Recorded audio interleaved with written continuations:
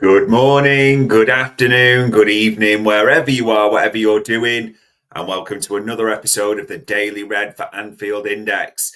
Saturday, the 12th of April, one day ahead of the Reds returning to action at home against West Ham.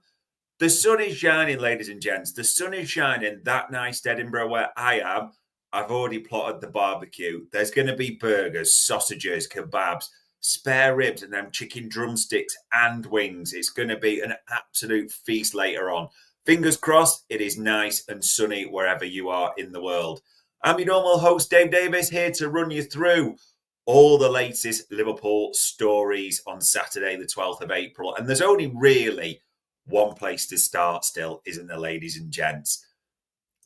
If you're not still buzzing off your nut from yesterday, I can't really help you too much, in all honesty, because there he sits on his throne for those that can see it. The Egyptian king, the human demigod, legend, icon, and he's ours for another couple of years. We all had heard it before, but Friday morning was epic, wasn't it?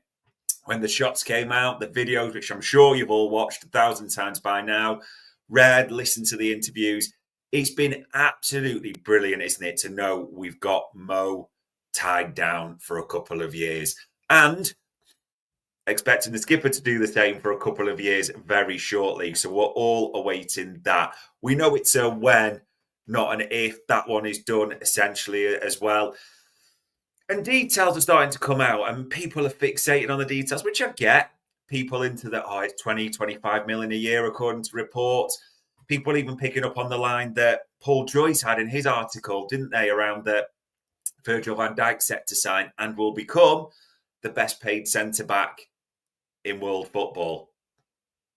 And, is my comment, he is the best centre-back in world football, so is he not going to be paid accordingly? Honestly, everyone's different, and people will say, that affects the transfer budget, blah, blah, blah. But today should still be a day of celebration. The man who's responsible for over half our goals towards a Premier League title is staying for another couple of years. We should be absolutely buzzing with this. And I don't think Arne Slot will ever be buzzing in a press conference or in an embargo section, but he was full of praise, wasn't he? For those that saw the press conference yesterday, he talked about it was great that FSG had matched that ambition. Yeah, FSG had really pushed the boat out. He was keen to praise Richard Hughes as well, wasn't he? At the same time. And a lot of articles have praised Richard Hughes recently. Not always been the most popular of characters, it's fair to say. But you've got to take it at face value there, haven't you? So there is so many positives. Now, I'm not going to read you all the quotes from what Arne Slot said, because these came out with the embargo late last night. But the one thing that really struck for me, and you may see it differently, no right or wrong with this, was his chat around the impact this has and into the summer. He said this has an impact, he mentioned, on potential targets as well. Now, he's talked before and said, the planning summer is well underway. But that line should not be ignored at all. Think about what message this sends to summer targets. If you're a defender, you can learn at the feet of the great one, the Dutch Colossus, yeah? And you probably know who people are intimating towards that for centre-back targets. If you are an attacker, not only could you learn from Mo Salah, you can play with Mo Salah as well. If you're a striker, if you're a left winger, if you're just an attacking midfielder even, just linking up and playing in that team with Mo Salah, that has got to be a tantalising prospect for anyone, hasn't it? We just can't undersell the importance of this news. Don't just let it glide over the next few days. I know West Ham comes tomorrow and that will be the focus. Of course it will. But this is absolutely brilliant for Liverpool and Reds everywhere. So yeah, if you haven't seen them, if you haven't read them, well worth a read of Arne Slot's embargo comments. Other stories coming out today. To be fair, there's links galore at the moment. And it's getting towards that time of year. Transfer window number 1 will open, won't it, in less than a couple of months. Summer plans well underway.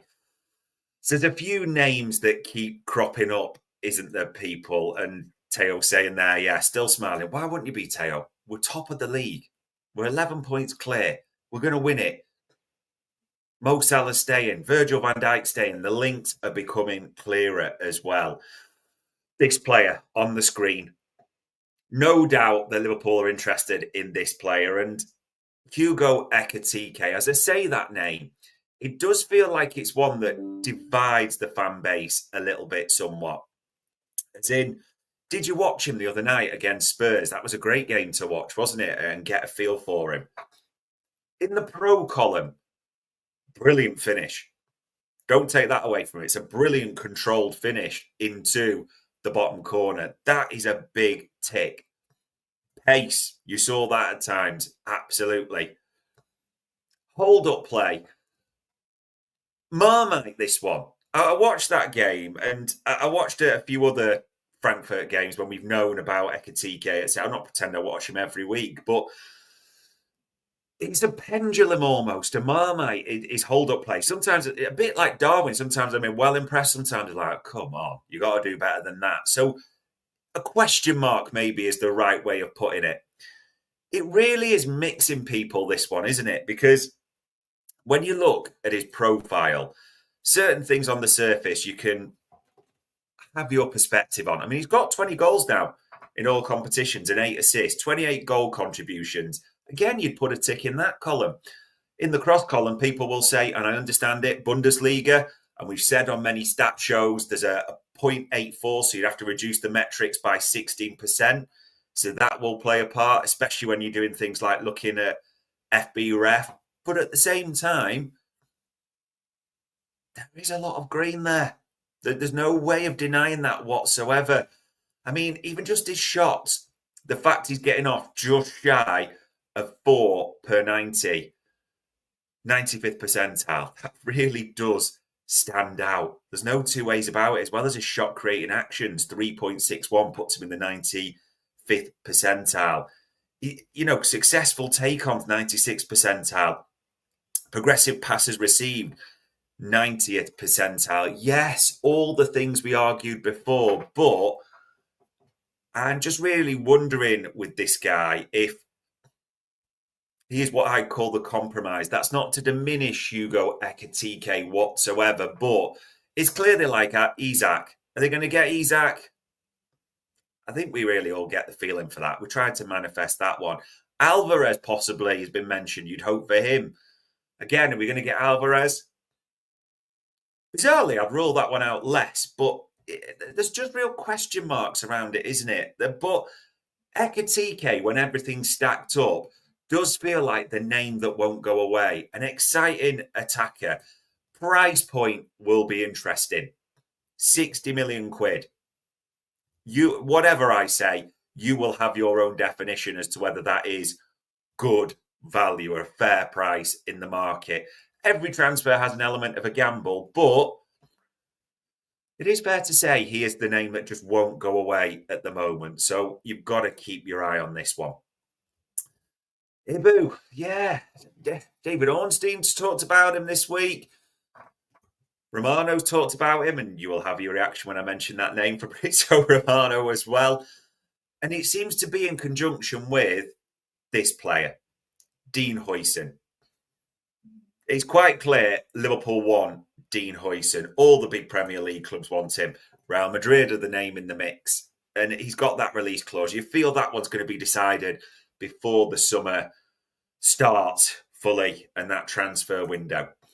The reason we mention Konate is a lot of people are putting these two together because there's natural questions. If Huijsen comes, where are his minutes? Because Konate and Van Dijk have obviously played a lot together this season, are the key pinning for Liverpool's success. Others looking at it as, well, Konate's come off quite a bit this season. You know, does Arne Slot really fancy him? Inherited him?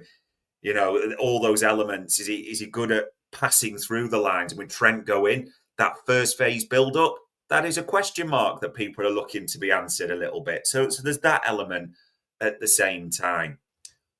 Also, it feels quite clear that his talents are just so evident. aren't they? They really are in terms of progressive carries, 92nd percentile, progressive passes, 80th percentile. Maybe there's a few question marks around the volume and the completion, but Bournemouth do play a very different system. Interceptions, 99th percentile. You no doubt that'll stood out for the stats guys. And all his attacking metrics for a centre-half are green. What is aerial duel success for you? You will know about that. I mean, he stands in the Premier League and all competition 60%, 60.6. So let's round him up 61 to make it nice and easy for Dean Huijsen. Below a Liverpool centre-half. How much does it matter to you? That is the big question. Against how well he can progress it, how good he is on the ball, the ceiling for a kid who he's 19, just to make sure. Yeah, 19, about to be 20 any day. That's the big one. It really is. I also looked at, and just in case you missed it, have a look at Dean Huijsen and the goal that West Ham score, Jared Bowen's header. That could be a concern for you if anyone clocked that at the weekend. But it seems we're in on this kid. For all our info, as we said, we are in big time on Dean Huijsen. The only thing I don't agree with, a few journos have mentioned this, like David Ornstein mentioned it, and Fabrizio Romano alluded to it, it's fair to say, about him becoming a first teamer replacing Ibu. In the future, the progression curve for Dean Huijsen is massive. But right now, I think he's miles away. And I'm not saying Ibu's been good recently. I'm not pretending that for a single second. But to replace Ibu straight away feels a big ask for the kid. Not that if he came, don't get me wrong, to Anfield, I think he gets minutes and you start to see maybe a bit of a decrease in the minutes for Ibu and Virgil managing it, as they would call him. But I really like this kid. What it means, well, there is that question mark against Konate. I do feel if he's not signed that contract by the summer, he will depart. But it's all speculation at this stage, isn't it, really? And speaking of speculation, this story. I don't like this story. You do, you may do, I don't. Javi Simmons. But all our info at Anfield Index suggests Liverpool really like him. Arne Slot really likes him. Liverpool are in hard for this kid. I say kid because when you look at his age, and it's 60 million as per that report this morning, he is 21, set to be 22 very shortly. You can decide if that's a kid, don't get me wrong. But this link, I mean, people already, I knew it would be one. He's a Marmite player, Javi Simmons, for me. Ash saying that, I think we signed Simmons' versatility is unique. To be honest, Ash and everyone else, what we're hearing at Anfield Index is versatility comes into it. No two ways about it. People will say he's attacking midfielder. Very true. People also will know or quote that he's played on the left side of attack for Red Bull quite a bit this season. Very, very true. It's why he's got 2 profiles on FB Ref. A lot of people clocked as well when Red Bull took that permanent option of just over 50 million quid in the summer. It was a 2-year deal, and everyone looked and went, hey, 2 years? They were fattening up for a sale. They really were. I don't think there's any doubt on that at all. There you go, LAPS saying I'm 50-50 on Simmons. We've looked at him on transfer market metrics, and I'm really split in certain regards. The one thing people keep quoting is the pace debate. Now, let's just be crystal clear on this. If you follow Bundesliga, you know they publish their physical data. Top speed clocked this season, 33.53. It isn't slow, but it ain't left winger electric, which maybe it's just my bias of history. I've always liked a John Barnes, a Sadio Mane, someone who can just burn people, as I call it. He doesn't have that. He's never going to be that type if he does play out there. And yes, I know some of you are going to be saying we'll use him in the attacking midfielder element. I think he would be viewed as both, just to be clear. Versatility is the key word there. But when you run certain things and base him in this, and I'm looking him here against attacking midfielders and wingers, yeah, that's a 10 or a left winger.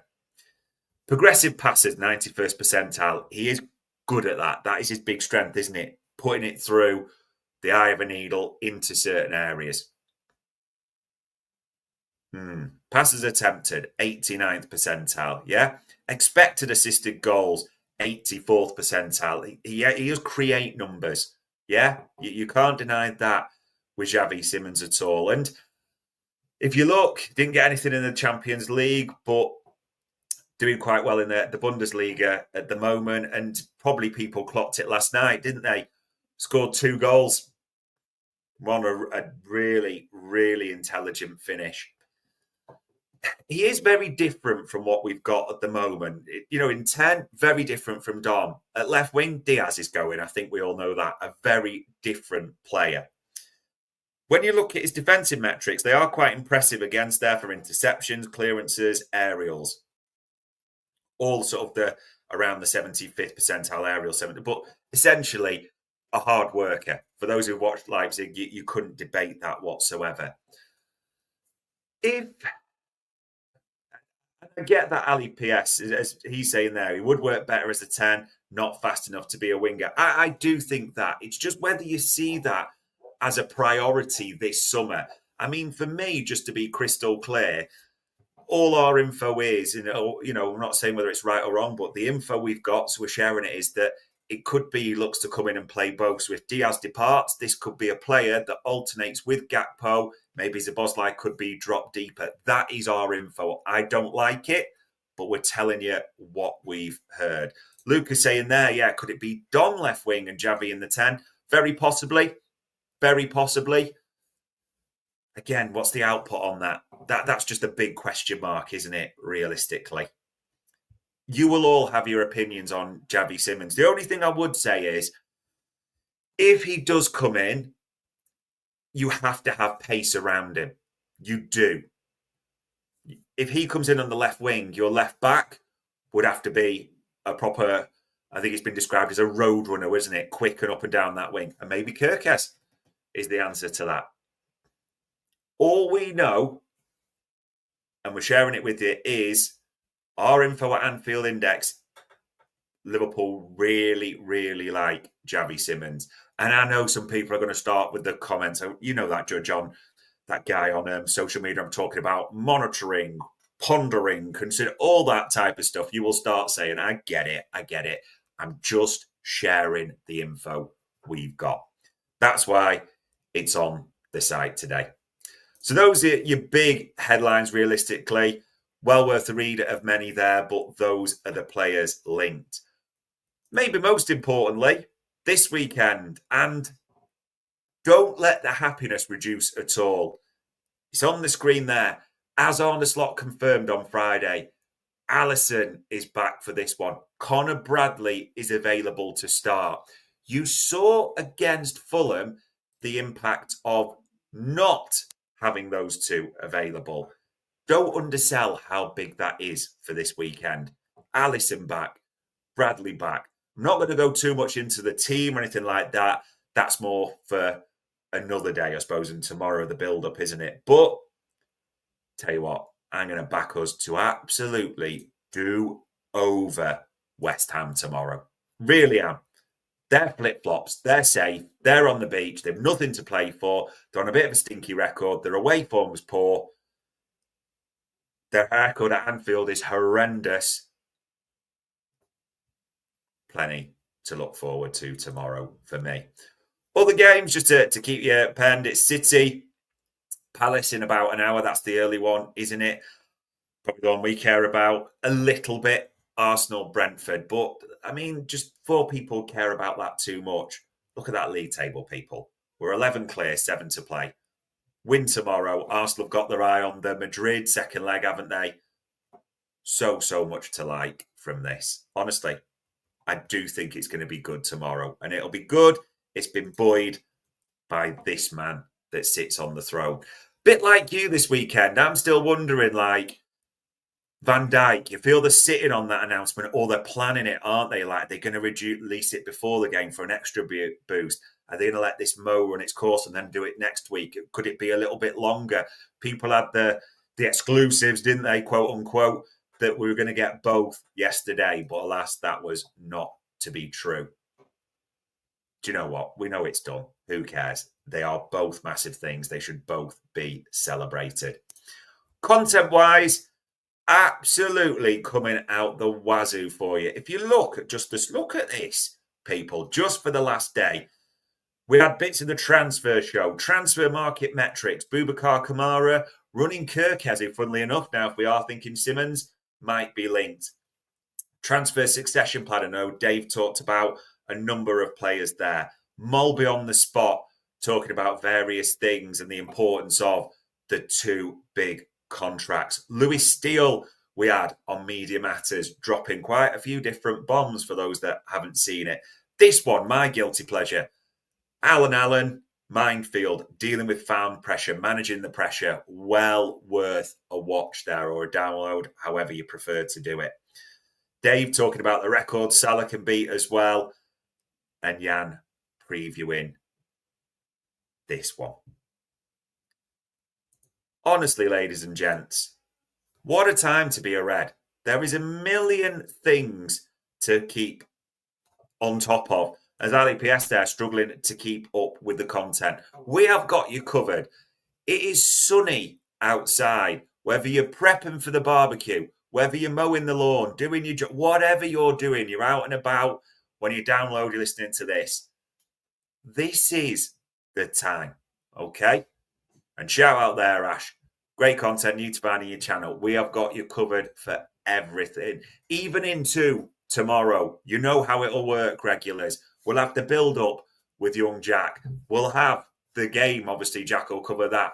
You'll have the Gags Tandon show afterwards. You'll have the Raw Boys with it, Trev, Dave, whoever's on that, the regulars as normal, all the way through to next week, where I am calling it now.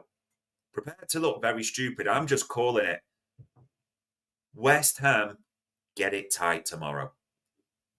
The Salah contract effect, the sunshine, the title to be won. West Ham in flip-flops on the beach. Be ready for tomorrow. I am going to be at that ground. It is going to be epic. I cannot wait. But before Sunday, the 13th of April and a 2 p.m. kickoff, it is Saturday, the 12th of April. I hope genuinely the sun is shining where you are. I hope genuinely you're enjoying your day. That was another Daily Red